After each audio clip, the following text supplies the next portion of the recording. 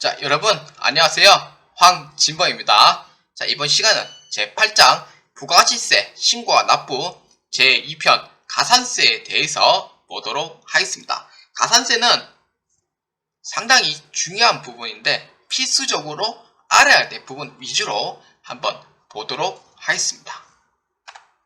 자, 최종수 목표는 가산세의 종류를 설명할 수 있다. 그럼 세부성 목표는 가산세의 정의를 설명할 수 있다. 부가가치세 가산세 부분을 설명할 수 있다 입니다. 자, 1절 가산세입니다.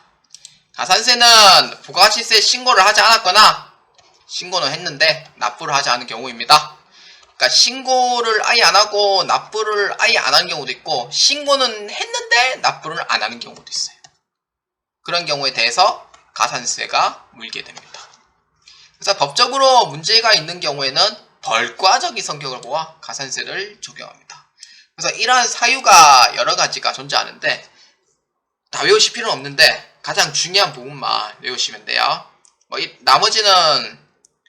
나머지는 전부 다 이런 게 있구나 라는 정도만 생각을 해주시면 됩니다. 자, 지연발급, 미발급, 그 다음에 미발급, 이 부분, 이 4개 꼭 기억해 주시길 바랍니다. 자, 지연발급이라는 경우에는 세금계산서가 발행 시기가 지난 후 확정신고 기한까지 발행을 한 거예요. 확정신고 기한까지. 그래서 공급가액의 1%만큼 발행이 됩니다. 그래서 이거를 이제 지연발급이라고 합니다. 공급가액의 1%만큼 발행이 된다. 이게 바로 지연발급이라고 합니다. 그러니까 미발급은 확정신고 기한까지죠. 미발급은 확정신고 기한을 넘겨서 발행하는 거예요. 넘겨서 발행. 그러니까 예를 들어서 이제 5월 15일 거 분이면은 사실상 7월 25일까지는 지연 발급으로 본다는 얘기예요. 그런데 발급 자체를 7월 29일에 해버렸다면은 아예 미발급이 되죠. 그래서 이런 부분. 그래서 공급가액의 2%다. 이렇게 보시면 되고요. 공급가액의 2%예요. 공급가액 2%라고 보시면 되고요. 미발급은 전자세금계산서를 발행하지 않고 종이로 하는 경우가 있어요. 그러니까 즉 법인 같은 경우에는 제가 얘기했듯이 전자의무죠. 전자의무고, 개인 같은 경우에는 3억 원 이상인 경우에는 전자의무로 되어 있어요. 근데 이러한 사업자가 전자가 아닌 종이를 했다? 그러면은 미발급이 되는 거예요. 미발급이지만 세율은 가산세율은 2%가 아니죠. 1%입니다. 1%. 그래서 1% 꼭 기억을 해주시고요. 자, 그러면은 이제 미발급인 경우에 이 이상의 사업장이 공급한 사업장으로 발급하지 않고 다른 사업장을 발행한 경우가 있어요. 그러니까 즉 A의 사업장에서 공급을 했는데 B 사업장으로 공급했다는 거예요. 이건 말도 안 되는 소리 하고 있죠. A 사업장 공급 안 하고 B 사업장 공급했어요. 이건 당연히 가산세죠. 왜냐하면 거짓으로 한 거기 때문에. 그래서 공급가액의 1%만큼 가산세가 들어간다 라고 보시면 됩니다. 그래서 여러분들이 꼭 알아야 될 부분은 이거, 이 부분, 이 부분, 이 3개는 꼭 아셔야 되고요. 사업자 등록증 미신청, 그 다음에 타인 명의로 사업하는 자, 그 다음에 이 이상의 사업장이 공급한 사업장을 발급하지 않고 이제 다른 사업장으로 발행한 경우, 그런 경우에는 이제 1% 거짓으로 한 거죠. 그래서 이런 부분에 대해서도 일단은 이론 시험에 나오기 때문에 참고를 하시고요. 제가 이 동그라미 친 3개는 뭐냐면은 실무에서 나오는 부분이기 때문에 이거는 어떻게든 무조건 아셔야 돼요. 자, 그 다음 이제 전자신고에 대해서 이제 또 하나 가산세가 또 있는데, 전자세금계산서에 대한 지연 발송이에요. 발송. 그러니까 발송은 언제 하냐면은 발행을 하고 이제 다음 날에 전송이 됩니다. 아니면은 발행을 하고 이제 당일 이제 강제 전송을 해주는 경우도 있어요. 근데 언제까지 하냐면은 이제 다음 달 10일까지 발행을 하고 11일까지 전송을 해줘야 돼요. 11일까지 전송을 해줘야 돼요.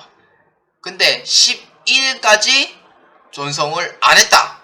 그러면은 공급가액의 0.3% 들어갑니다. 지연 발송으로. 근데 이거는 꼭 아셔야 돼요. 근데 이게 지연 발송이나 미발송은 실무 문제에서도 이게 묻혀요. 왜냐하면 중복되는 거는 배제시켜버릴 게 있거든요. 근데 이거는 꼭 아셔야 돼요. 10일에 발행했는데 11일에 전송하는 거는 문제는 없지만 11일에 발행을 하고 11일에 전송하는 거는 절대 안 됩니다. 이건 가산세예요. 이거는 가산세예요. 무조건. 11일에 발행하고 11일에 전송해버리면 무조건 가산세입니다. 무조건 가산세 들어가요.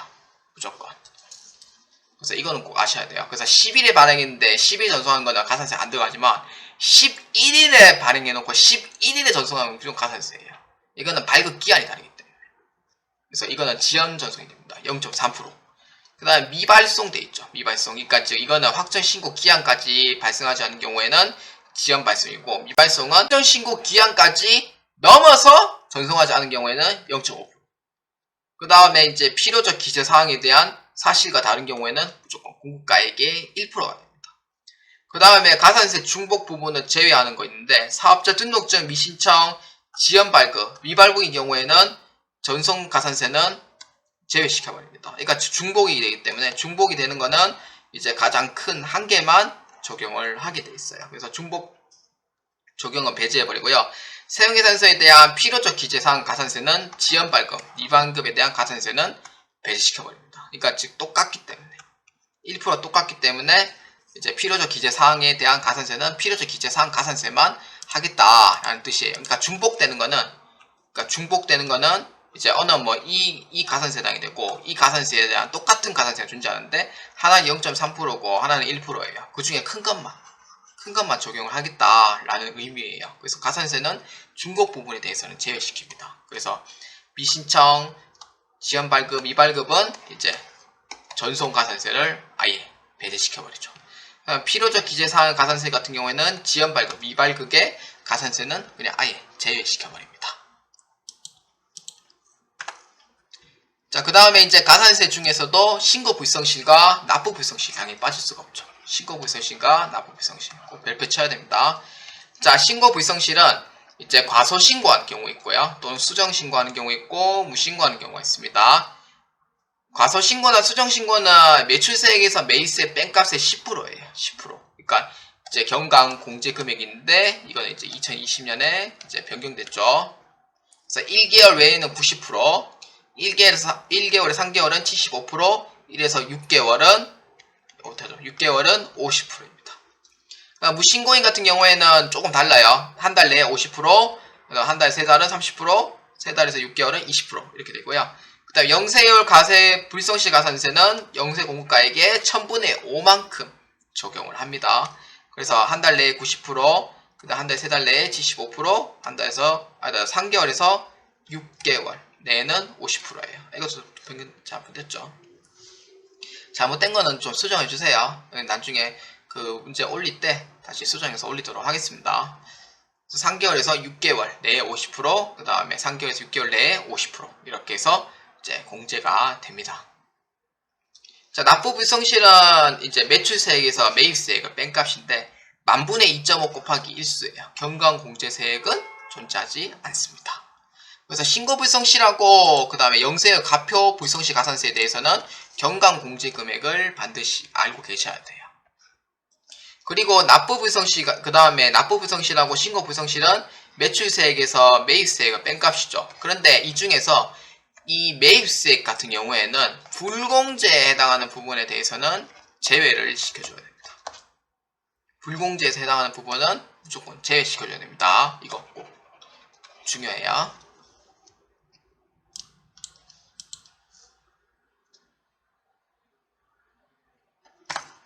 자, 그 다음에 이제 거짓으로 발행한 경우, 가공 세용계산서라고 하는데, 거짓으로 발행하는 경우에 대한 가산세예요. 상당히 무거운 가산세를 적용하고 있고요. 그래서 약간 좀 개정되는 부분도 존재해요. 세용계산서나 신용카드 매출전표를 공급 안 했는데 공급했다. 그러면 3%. 근데 사실 이게 3%가 이제 끝나진 않죠. 원래는 3%가 끝나진 않고, 사실 이거는 거의 뭐 저희 그거죠. 징역행위죠. 징역행위죠 거의. 근데 아주 좋게 보면은 그냥 공급가액의 3%만큼의 그냥 가산세를 물겠다라는 얘기고요. 제한 또는 용역을 공급했는데 명의가 다른 경우 그냥 2%예요.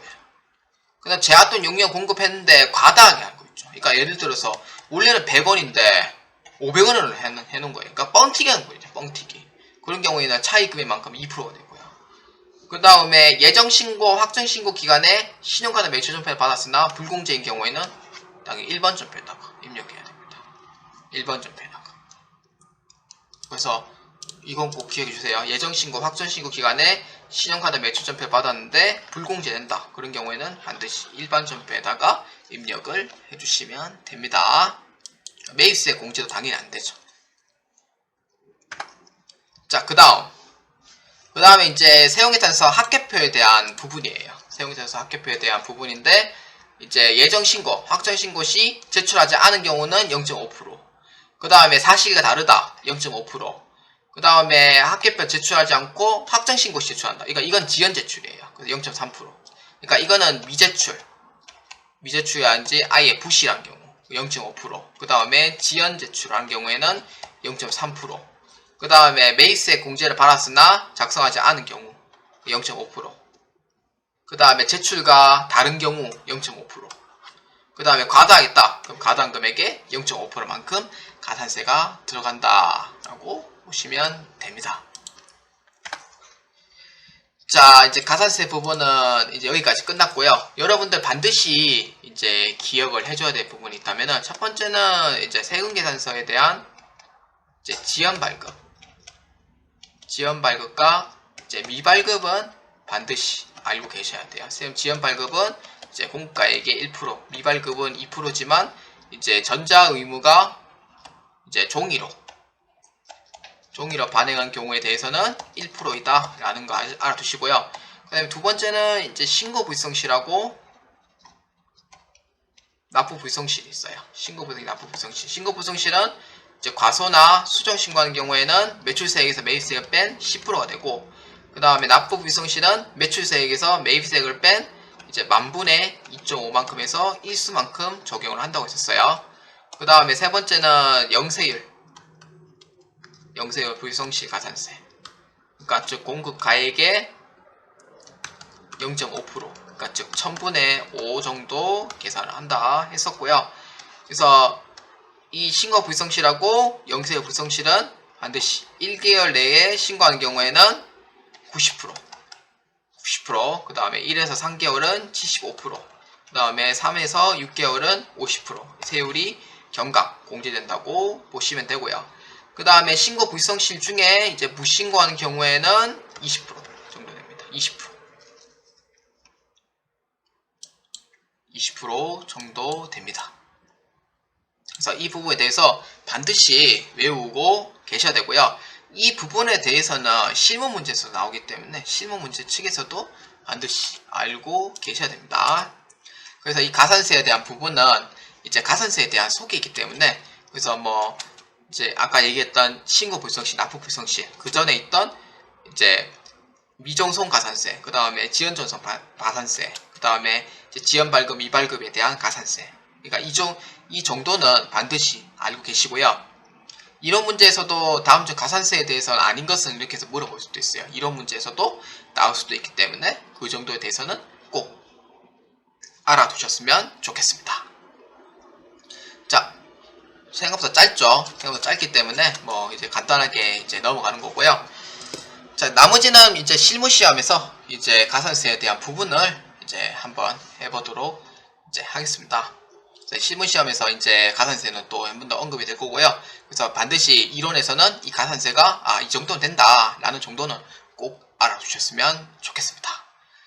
자, 오늘은 여기까지 하도록 하고요. 자, 다음 제 8장이죠. 마지막 부분입니다. 가리가세자에 대해서 보도록 하겠습니다.